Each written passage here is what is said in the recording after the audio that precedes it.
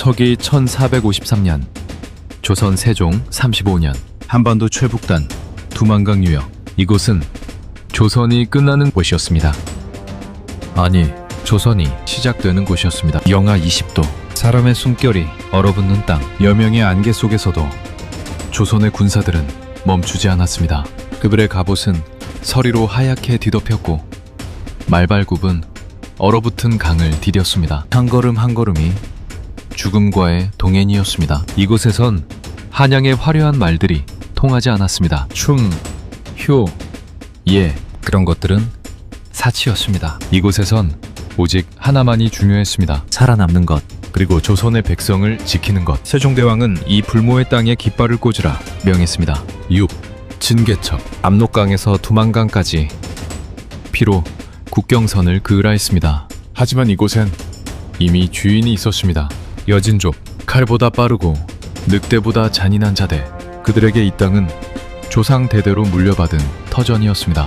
그 여진족을 무릎 꿇린 남자가 있었습니다.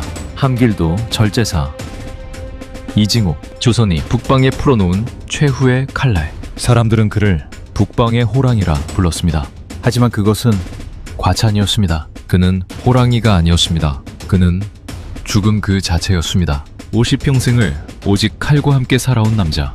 그의 손에서 피냄새가 가신 적이 없었습니다. 그가 지나간 자리엔 여진족의 시체가 산을 이뤘고 그가 지킨 땅에선 조선의 백성들이 평화롭게 잠들었습니다. 세종은 그를 믿었습니다. 김중선은 그를 아꼈습니다. 백성들은 그를 신으로 떠받들었습니다. 새벽 5시 이징옥은 매일 같은 시간에 눈을 떴습니다. 잠옷도 잊지 않았습니다. 갑옷을 입은 채로 잤습니다. 베개 옆엔 언제나 칼이 놓여 있었습니다. 5년 동안 단 하루도 갑옷을 벗고 잔 적이 없었습니다. 적은 언제나 예고 없이 찾아왔기 때문입니다. 그가 진영 밖으로 나서자 이미 800명의 군사들이 도열해 있었습니다. 추위에도 단 한 명 흐트러진 자가 없었습니다. 이징옥과 함께라면 죽음도 두렵지 않았습니다. 오늘도 살아남았다는 것에 감사하라. 하지만 방심하지 마라. 이징옥은 말이 많은 장수가 아니었습니다. 그는 행동으로 보여주는 사람이었습니다. 1449년 겨울 이징옥이 육진에 부임한 지 3년째 되던 해였습니다. 여진족 올량압 부족 3,000명이 국경을 침범했습니다. 조선 변방마을 2곳이 불탔습니다. 백성 50여 명이 끌려갔습니다. 남자들은 노예로, 여자들은 전리품으로, 어린아이들은 울부짖으며 어머니를 찾았습니다. 보고를 받은 이징옥의 얼굴에 표정 변화는 없었습니다. 소리치지도 않았습니다. 다만 그의 눈빛이 차갑게 가라앉았습니다. 출정한다. 단 한 놈도 살려보내지 마라. 그는 정예 기병 500을 이끌고 밤을 틈타 이동했습니다. 영하 20도의 혹한이었습니다. 보통 장수라면 날이 풀리길 기다렸을 것입니다. 하지만 이징옥은 달랐습니다. 적이 방심하는 바로 그 순간 그가 칼을 뽑았습니다. 사흘을 쉬지 않고 달렸습니다. 말들이 지쳐 쓰러졌습니다. 군사들의 손가락이 동상에 걸려 시퍼렇게 변했습니다. 그래도 이징옥은 멈추지 않았습니다. 새벽 4시 여진족 진영이 보였습니다. 그들은 술에 취해 골아떨어져 있었습니다. 약탈한 물건들을 나눠 가지며 승리를 축하하느라 경계를 소홀히 한 것입니다. 이징옥은 손을 들었습니다. 500명의 기병이 일제히 멈췄습니다. 말발굽 소리 하나 없었습니다. 그리고 이징옥이 손을 내렸습니다. 지옥이 펼쳐졌습니다. 500기의 조선 기병이 일제히 돌격했습니다. 천둥 같은 말발굽 소리가 대지를 흔들었습니다. 잠에서 깬 여진족들은 상황 파악도 못한 채 쓰러졌습니다. 이징옥의 칼이 허공을 가르자 10명의 목이 한꺼번에 날아갔습니다. 그는 사람이 아니었습니다. 죽음의 신이었습니다. 전투는 1시간도 걸리지 않았습니다. 여진족 3,000명 중 살아남은 자는 단 50명.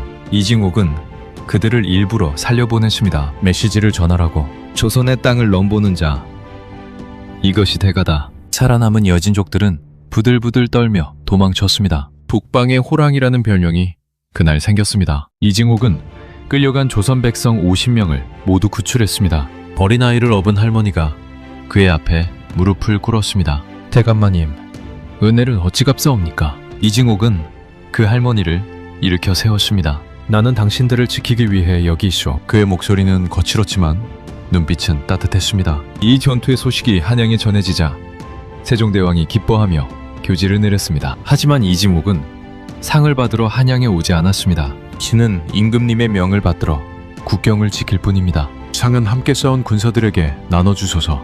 세종은 그 답을 듣고 크게 감동했습니다. 진정한 충신이로다. 이징옥에게는 또 한 명의 든든한 후원자가 있었습니다. 영의정 김종서, 진개척의 아버지이자 이징옥의 스승. 김종서는 이징옥보다 10년 먼저 육진개척의 선봉에 섰던 인물이었습니다. 그는 문관이었지만 무관보다 더 용맹했습니다. 직접 칼을 들고 여진족과 싸웠습니다. 그는 이징옥을 아들처럼 아꼈고 이징옥은 김종서를 아버지처럼 따랐습니다. 1451년 봄, 김종서가 육진을 순시하러 왔습니다. 이징옥은 성문 밖까지 나가 그를 맞이했습니다. 두 사람이 마주보며 포옹했습니다. 말이 없었습니다. 눈빛만으로도 충분했습니다. 그날 밤 둘은 술잔을 나눴습니다. 징옥아, 이 늙은이가 얼마나 자네가 자랑스러운지 아는가? 자네가 있어 육진이 굳건하고 육진이 굳건해 조선이 안전하네. 모두 스승님의 가르침 덕분입니다. 김종서가 이징옥의 어깨를 탁 쳤습니다. 겸손은 좋지만 과한 겸손은 거짓이네. 그리고 김종서의 표정이 어두워졌습니다. 하지만 징옥아, 조심하게. 한양의 상황이 심상치 않네. 취양대군이 세력을 키우고 있네. 군종 임금께서 병환이 깊으시니 어린 세자가 즉위하면 취양대군이 가만히 있지 않을 걸세. 그렇다면 스승님께서 막으셔야 하지 않겠습니까? 김종서가 쓸쓸히 웃었습니다. 내가 막을 수 있다면 좋으련만. 거역이란 것이 참 무섭네. 한번 맛을 보면 그 어떤 충신도 역적이 될 수 있다네. 김종서의 목소리가 떨렸습니다. 징옥아, 명심하게. 자네가 아무리 여기서 공을 세워도 한양의 권력자들 눈엔 자네는 그저 변방의 무장일 뿐이네. 자네를 지켜줄 사람은 나밖에 없네. 그러니 절대로 조정의 명을 거역하지 말게. 약속하게. 무슨 일이 있어도 조정의 명을 따르겠다고. 이징옥은 고개를 끄덕였습니다. 명심하겠습니다, 스승님. 하지만 그때 이징옥은 몰랐습니다. 이 약속이 그의 인생에서 가장 지키기 어려운 약속이 될 줄은. 김종서가 떠난 후 이징옥은 다시 일상으로 돌아갔습니다. 매일 새벽 훈련, 순찰, 국경경비. 안조롭지만 그에게는 의미 있는 하루하루였습니다. 그렇게 1453년 초가 되었습니다. 이징옥이 육진에서 보낸 시간이 어느덧 5년째였습니다. 세종대왕의 꿈이 현실이 되고 있었습니다. 그리고 그 꿈의 중심엔 이징옥이 있었습니다. 하지만 하늘은 그에게 평화를 허락하지 않았습니다. 1453년 2월 어느 날, 한양에서 급히 파발이 도착했습니다. 봉투엔 왕실의 인장이 찍혀 있었습니다. 이징옥은 천천히 봉투를 뜯었습니다. 그리고 그 내용을 읽는 순간 그의 손이 떨렸습니다. 문종대왕 승하, 안종임금 즉위. 안종이 죽었습니다. 재위 2년 만이었습니다. 그리고 겨우 12살의 어린 조카가 왕위에 올랐습니다. 이징옥의 뇌리에 김종서의 말이 스쳤습니다. 취양대군이 가만히 있지 않을 걸세. 불길한 예감이 가슴을 짓눌렀습니다. 하지만 이것은 시작에 불과했습니다. 그리고 1453년 10월 10일 또 하나의 파발이 도착했습니다. 이번엔 봉투가 아니었습니다. 파발꾼의 얼굴이 새하얗게 질려 있었습니다. 그는 떨리는 목소리로 말했습니다. 대유정난이 일어났습니다. 수양대군이 김종서 대감을. 이징옥의 온몸이 얼어붙었습니다. 10월 10일 새벽 수양대군이 쿠데타를 일으켰습니다. 김종서의 집에 군사를 보냈습니다. 잠에서 깬 김종서는 무릎을 꿇지 않았습니다. 끝까지 수양대군을 꾸짖었습니다. 네가 감히 역적의 짓을 하느냐. 수양대군은 대답하지 않았습니다. 다만 칼을 들었습니다. 김종서는 그렇게 죽었습니다. 육진을 개척한 영웅이, 조선 최고의 재상이 한 역적의 칼에 쓰러졌습니다. 향년 63세, 교함께, 황보인, 이양 등 조정의 충신들이 모두 살해당했습니다. 단 하루 만에 조선의 기둥들이 무너졌습니다. 12살 단종은 어찌할 도리가 없었습니다. 수양대군은 어린 조카 앞에서 무릎을 꿇으며 말했습니다. 신은 역적을 제거했을 뿐입니다. 관종은 울음을 삼키며 고개를 끄덕일 수밖에 없었습니다. 이 소식이 육진에 전해졌을 때 이징옥은 혼자 성벽 위에 올랐습니다. 그리고 밤하늘을 보며 소리 없이 울었습니다. 스승이 죽었습니다. 아버지 같았던 그 사람이 죽었습니다. 이징옥의 주먹이 성벽을 내리쳤습니다. 피가 났습니다. 하지만 그는 느끼지 못했습니다. 육체의 고통 따위. 지금 이 마음의 고통에 비하면 아무것도 아니었습니다. 며칠 후 한양에서 사신이 도착했습니다. 박호문. 수양대군이 보낸 자였습니다. 박호문은 이징옥 앞에서 거만하게 교지를 펼쳤습니다. 함길도 절제사 이징옥은 즉시 한양으로 올라와 새로운 조정에 충성을 맹세하라. 이는 수양대군, 아니 영의정 수양대군의 명이다. 이징옥은 그 교지를 받지 않았습니다. 그저 박호문을 차갑게 바라볼 뿐이었습니다. 박호문이 불편한 표정을 지었습니다. 무엇을 망설이는가? 어서 교지를 받들지 않고. 이징옥이 천천히 입을 열었습니다. 김종서 대감은 역적이 아니었소. 뭐라고? 그분은 조선을 위해 평생을 바친 충신이었소. 그런 분을 역적으로 몰아 죽인 자가 과연 누구요? 박호문의 얼굴이 붉어졌습니다. 이봐, 네가 지금 수양대군을 역적이라 하는 것이냐? 그것은 반역이다. 이징옥이 칼을 뽑았습니다. 박호문이 뒤로 물러섰습니다. 네, 네가 지금 무슨 짓을 하려는 거냐? 이징옥의 칼이 박호문의 목을 베었습니다. 피가 분수처럼 솟구쳤습니다. 박호문의 머리가 바닥에 굴러 떨어졌습니다. 진영이 숨죽였습니다.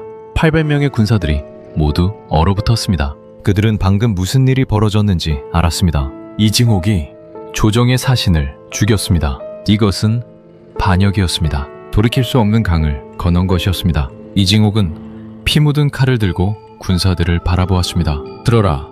수양대군이 김종서 대감을 죽였다. 조선 최고의 충신을 역적으로 몰아 죽였다.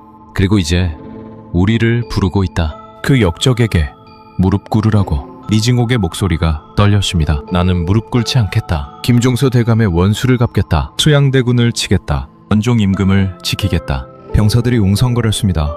두려움과 혼란이 그들의 얼굴에 가득했습니다. 하지만 나는 너희를 강요하지 않겠다. 나를 따를 자만 남아라. 떠나고 싶은 자는 지금 떠나라. 너희 목숨까지 함께 던지라 하지 않겠다. 잠시 침묵이 흘렀습니다. 그리고 한 명의 장수가 앞으로 나섰습니다. 대감, 저는 따르겠습니다. 대감과 함께 죽겠습니다. 그러자 하나 둘 병사들이 무릎을 꿇었습니다. 800명 전원이 무릎을 꿇었습니다. 대감과 함께 죽겠습니다. 이징옥의 눈가가 뜨거워졌습니다. 하지만 그는 울지 않았습니다. 울 수 없었습니다. 이제 그는 이들을 이끌고 지옥으로 가야 했습니다. 박호문을 죽인 후 이징옥은 결단을 내렸습니다. 조선과 싸우려면 군사가 더 필요했습니다. 800명으론 부족했습니다. 수양대군은 한양의 모든 군사를 장악하고 있었습니다. 이징옥은 생각도 못할 선택을 했습니다. 여진족과 손을 잡기로 한 것입니다. 5년 전까지만 해도 자신이 죽이려 했던 자들, 조선의 적이었던 자들,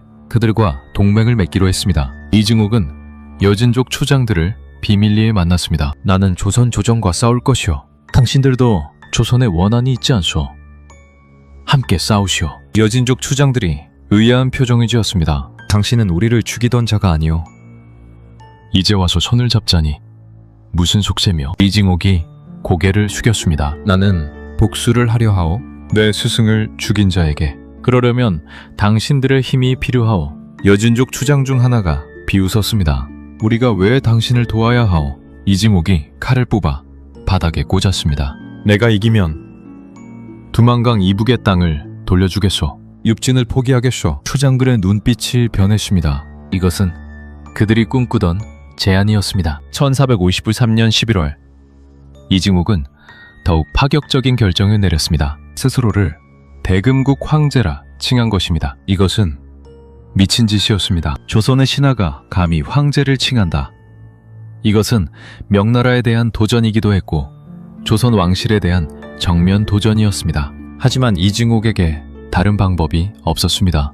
여진족을 완전히 끌어들이려면 그들이 인정할 수 있는 지위가 필요했습니다. 조선의 반란군이 아니라 새로운 나라의 황제. 그날 이징옥은 여진족과 조선군 앞에서 선포했습니다. 오늘부로 나 이징옥은 대금국을 세우고 황제의 자리에 오른다. 우리는 더 이상 조선의 신하가 아니다. 우리는 독립된 나라 대금국의 백성이다. 여진족들이 환호했습니다. 하지만 조선 군사들의 얼굴은 창백했습니다. 그들은 이제 완전한 역적이 되었습니다. 반역자를 넘어 나라를 배신한 자들이 되었습니다. 어떤 군사들은 울었습니다. 어떤 군사들은 주먹을 쥐었습니다. 하지만 아무도 떠나지 않았습니다. 그들은 이미 이징옥과 운명을 같이 하기로 결정한 자들이었습니다. 이징옥도 알고 있었습니다. 이것이 얼마나 무모한 일인지. 하지만 되돌릴 수 없었습니다. 박호문을 죽인 순간 이미 모든 다리는 불탔습니다. 이제 남은 것은 오직 하나, 원진뿐이었습니다. 이징옥의 반란 소식이 한양에 전해졌을 때 조정은 발칵 뒤집혔습니다. 진의 이징옥이 반란을 일으켰습니다. 스스로 황제를 칭하고 여진족과 손을 잡았다 합니다. 신하들이 공포에 떨었습니다. 이징옥의 명성을 모르는 자가 없었습니다. 북방의 호랑이, 그가 칼을 들었다면 이것은 심각한 위기였습니다. 하지만 수양대군은 달랐습니다. 그는 오히려 미소를 지었습니다. 이징옥이 반란을 일으켰다고? 그렇습니다, 대감. 수양대군이 천천히 고개를 끄덕였습니다. 좋아. 아주 좋아. 신하들이 의아한 표정을 지었습니다. 수양대군이 설명했습니다. 이제 명분이 생겼다. 나는 반란군을 토벌하기 위해 모든 군사를 동원할 수 있다. 정권을 완전히 장악할 수 있다. 그는 맹소를 지었습니다. 김종서가 살아있을 때는 병권을 나눠 가졌지. 하지만 이제 다르다. 이징옥이라는 역적이 생겼으니 모든 군사를 내가 지휘할 수 있다. 수양대군은 이징옥의 반란을 기회로 본 것입니다. 오히려 반겼습니다. 이징옥을 토벌하라.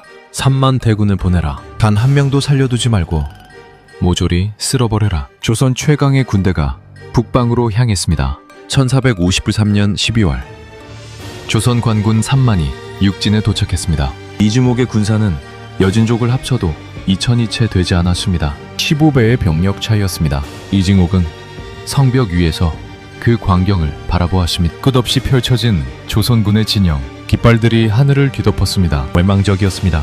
하지만 이징옥은 표정을 바꾸지 않았습니다. 그는 옆에 선 장수에게 말했습니다. 우리가 이길 수 있겠는가? 장수가 고개를 숙였습니다. 어렵습니다, 대감. 어려운 것이 아니라 불가능하지. 이징옥이 쓸쓸히 웃었습니다. 나는 알고 있었네. 처음부터 이길 수 없다는 것을. 하지만 물러설 수 없었네. 스승의 원수를 갚지 못하고 죽을 순 없었네. 이징옥은 알고 있었습니다. 이것이 자신의 무덤이 될 것이라는 것을. 하지만 후회하지 않았습니다. 전투가 시작되었습니다. 조선군이 성을 공격했습니다. 이징옥의 군사들은 필사적으로 막았습니다. 하루 종일 싸웠습니다. 성벽 위에 시체가 쌓였습니다. 하지만 조선군은 끝이 없었습니다. 1,000명이 쓰러지면 2,000명이 올라왔습니다. 이징옥의 군사들은 지쳐갔습니다. 화살이 떨어졌습니다. 식량이 떨어졌습니다. 그리고 한 달이 지났습니다. 1454년 1월 포위된 지 한 달째. 청안의 분위기가 달라졌습니다. 처음엔 모두가 하나였습니다. 이징옥을 위해, 김종서의 원수를 갚기 위해 싸웠습니다. 하지만 한 달이 지나자 의구심이 자라났습니다.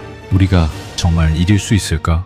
이렇게 죽는 게 맞는 걸까? 대감은 우리를 어디로 이끄는 걸까? 병사들이 서로를 바라보는 눈빛이 닫아졌습니다. 신뢰가 사라지고 의심이 자리 잡았습니다. 어느 날 밤, 한 장수가 이징옥을 찾아왔습니다. 대감, 병사들의 사기가 바닥입니다. 이배로 가다간 이징옥이 손을 들어 막았습니다. 알고 있네. 그렇다면 항복을 고려하시는 겁니까? 이징옥이 고개를 저었습니다. 항복? 수양대군이 우리를 용서할 것 같은가? 박호문을 죽인 우리를? 황제를 칭한 우리를? 장수가 입을 다물었습니다. 그 말이 맞았습니다. 항복해도 죽고 싸워도 죽는 것이었습니다. 그렇다면 대감, 우리는 어찌해야 합니까? 이징옥이 하늘을 올려다보았습니다. 끝까지 싸우는 수밖에. 그날 밤 여진족 병사 절반이 도망쳤습니다. 그들은 처음부터 이징옥에게 충성한 것이 아니었습니다. 이 때문에 따랐을 뿐이었습니다. 이제 이익이 없다고 판단하자 떠난 것입니다. 이징옥은 그들을 쫓지 않았습니다. 쫓을 힘도 없었습니다. 이제 남은 병사는 800명. 처음 출발했을 때의 숫자로 돌아왔습니다. 1454년 2월 어느 밤, 이징옥의 측근 장수 5명이 몰래 모였습니다. 이대로 가다간 우리 모두 죽는다. 대감은 우리를 죽음으로 이끌고 있다. 우리에겐 가족이 있다. 한양에 처자식이 있다. 이렇게 개죽음을 당할 순 없다. 한 장수가 조용히 말했습니다. 대감을 죽이고 항복하자. 침묵이 흘렀습니다. 누구도 부정하지 않았습니다. 그들은 모두 알고 있었습니다. 이것이 유일한 살 길이라는 것을. 하지만 대감은 우리의 은인이 아니었나. 우리를 믿고 이끌었는데 은인이라고? 우리를 죽음으로 몰아넣은 자가 은인인가? 그는 자신의 복수를 위해 우리를 이용했을 뿐이다. 그들은 스스로를 합리화했습니다. 배신을 정당화했습니다. 매일 밤 대감이 잠들었을 때 그때 행동한다. 5명이 고개를 끄덕였습니다. 그들은 5년 동안 이징옥과 함께 싸운 자들이었습니다. 이징옥이 가장 믿었던 자들이었습니다. 하지만 죽음 앞에서 충성은 무너졌습니다. 인간은 결국 생존을 선택합니다. 1454년 2월 27일 밤 비바람이 몰아쳤습니다. 천둥이 하늘을 갈랐습니다. 이징옥은 갑옷을 입은 채로 잠들었습니다. 5년 동안의 습관이었습니다. 언제나 적이 올 준비를 하고 자는 것. 하지만 그날 밤 적은 밖이 아니라 안에 있었습니다. 자정이 넘은 시각 5명의 장수가 이징옥의 방으로 들어왔습니다. 칼을 들고 있었습니다. 이징옥은 잠결에 기척을 느꼈습니다. 평생을 전장에서 산 남자의 본능이었습니다. 눈을 떴습니다. 그리고 자신을 둘러싼 5명의 장수를 보았습니다. 이징옥은 놀라지 않았습니다. 오히려 슬픈 미소를 지었습니다. 그래, 이렇게 끝나는구나. 그는 칼을 짚지 않았습니다. 저항하지 않았습니다. 한 장수가 떨리는 목소리로 말했습니다. 대감, 미안합니다. 이징옥이 고개를 저었습니다. 미안해할 것 없네. 자네들은 살고 싶은 것뿐이지. 나도 자네들을 원망하지 않네. 대감, 다만 한 가지만 묻겠네. 내 목을 베거든 김종서 대감의 묘 앞에 묻어주게. 스승 곁에 묻어달라. 장수들이 고개를 숙였습니다. 이징옥이 눈을 감았습니다. 좋아, 이제 끝내게. 칼이 내려왔습니다. 1번, 2번, 3번. 이징옥은 신음조차 매지 않았습니다. 그렇게 북방의 호랑이가 쓰러졌습니다. 비바람치는 밤 자신이 가장 믿었던 부하들의 손에 그는 여진족 3천을 쓸어버린 명장이었습니다. 수십 번의 전투에서 단 한 번도 지지 않은 불패의 장수였습니다. 하지만 그는 전장에서 죽지 못했습니다. 배신으로 죽었습니다. 영웅은 전쟁터에서 죽는 것이 아니라 정치에서 죽습니다. 이징옥의 나이 54세였습니다. 반란을 일으킨 지 불과 3개월 만의 일이었습니다. 다음날 아침 5명의 장수는 이징옥의 목을 가지고 조선군 진영으로 갔습니다. 이징옥의 목을 바칩니다. 우리는 역적을 처단했습니다. 부디 용서해 주십시오. 조선군 총사령관이 그 목을 받았습니다. 그리고 명령했습니다. 이 5명도 모두 역적이다. 참수하라. 5명의 장수가 경악했습니다. 무슨? 우리는 역적을 죽인 공신인데 역적과 함께 반란을 일으킨 자들이 어찌 공신이 되겠는가? 모두 역적이다. 그들도 그 자리에서 목이 잘렸습니다. 배신자에게 주어지는 당연한 대가였습니다. 이징옥을 배신하고도 결국 살지 못했습니다. 배신자는 아무도 믿지 않습니다. 이징옥의 난은 그렇게 끝났습니다. 조선 역사상 가장 짧은 반란, 그리고 가장 비극적인 반란. 이징옥의 목은 한양으로 보내졌습니다. 수양대군이 그것을 보며 말했습니다. 역적의 최후로구나. 그리고 웃었습니다. 수양대군은 이징옥의 난을 명분으로 조선의 모든 병권을 장악했습니다. 더 이상 그를 막을 자가 없었습니다. 2년 후 수양대군은 단종을 폐위시키고 스스로 왕위에 올랐습니다. 세조가 된 것입니다. 이징옥의 반란은 결과적으로 수양대군에게 왕위로 가는 길을 열어준 셈이었습니다. 역사의 아이러니였습니다. 이징옥은 수양대군을 쓰러뜨리려 했지만 오히려 그에게 힘을 실어준 것입니다. 육지는 다시 조용해졌습니다. 하지만 백성들은 이징옥을 기억했습니다. 북방의 호랑이가 죽었다. 어떤 이들은 그를 역적이라 불렀습니다. 어떤 이들은 그를 충신이라 불렀습니다. 이징옥의 마지막 부탁은 지켜졌습니다. 그의 유해는 김종서의 무덤 옆에 묻혔습니다. 스승과 제자가 나란히 누웠습니다. 둘 다 역적으로 죽었습니다. 둘 다 충신이었는데도 역사는 때때로 잔인합니다. 옳고 그름은 승자가 결정하기 때문입니다. 이징옥의 난이 남긴 것은 무엇이었을까요? 어쩌면 아무것도 남기지 못했을지 모릅니다. 그는 졌고 잊혔고 역적으로 기록되었습니다. 하지만 한 가지는 남았습니다. 질문. 이징옥은 정말 역적이었을까요? 아니면 충성을 지키려다 역적이 된 것일까요? 수양대군이 역적이었을까요? 아니면 이징옥이 역적이었을까요? 김종서를 죽인 자와 김종서의 원수를 갚으려 한 자. 누가 진짜 역적일까요? 권력이란 무엇일까요? 김종서는 권력을 가졌지만 하루아침에 목이 잘렸습니다. 이징옥은 권력을 원하지 않았지만 권력의 희생양이 되었습니다. 수양대군은 권력을 쟁취했지만 조카를 죽이고 신하들을 숙청하며 피로 왕좌를 지켜야 했습니다. 권력을 가진 자는 행복했을까요? 아무도 행복하지 않았습니다. 모두가 권력의 노예였습니다. 이징옥의 나는 우리에게 묻습니다. 충성이란 무엇인가? 정의란 무엇인가? 옳은 길이란 무엇인가? 이징옥은 스승에 대한 충성을 지켰습니다. 하지만 나라에 대한 충성은 저버렸습니다. 그는 옳은 선택을 한 것일까요? 아니면 잘못된 선택을 한 것일까요? 역사는 답을 주지 않습니다. 다만 우리에게 질문을 던질 뿐입니다. 가백 70년이 지난 지금도 그 질문은 여전히 유효합니다. 당신이라면 어떻게 했을까요? 스승의 원수를 갚기 위해 칼을 들 것인가? 아니면 살기 위해 무릎을 꿇을 것인가? 정답은 없습니다. 다만 선택이 있을 뿐입니다. 그리고 그 선택의 대가를 감당하는 것, 그것이 인생입니다. 이징옥은 자신의 선택을 했습니다. 그리고 그 대가를 치렀습니다. 비극적이었지만 후회는 없었을 것입니다. 그는 끝까지 자신의 길을 걸었습니다. 그것만으로도 그는 영웅이었습니다. 역사가 뭐라 평가하든 북방의 호랑이 이징옥, 그는 그렇게 역사 속으로 사라졌습니다. 하지만 그의 이야기는 아직도 우리에게 남아 있습니다. 권력의 무상함을, 충성의 무게를, 그리고 선택의 대가를 기억하게 합니다. 다음 역사 빌런으로 찾아뵙겠습니다. 구독과 좋아요 부탁드립니다. 지금까지 시청해주셔서 진심으로 감사합니다.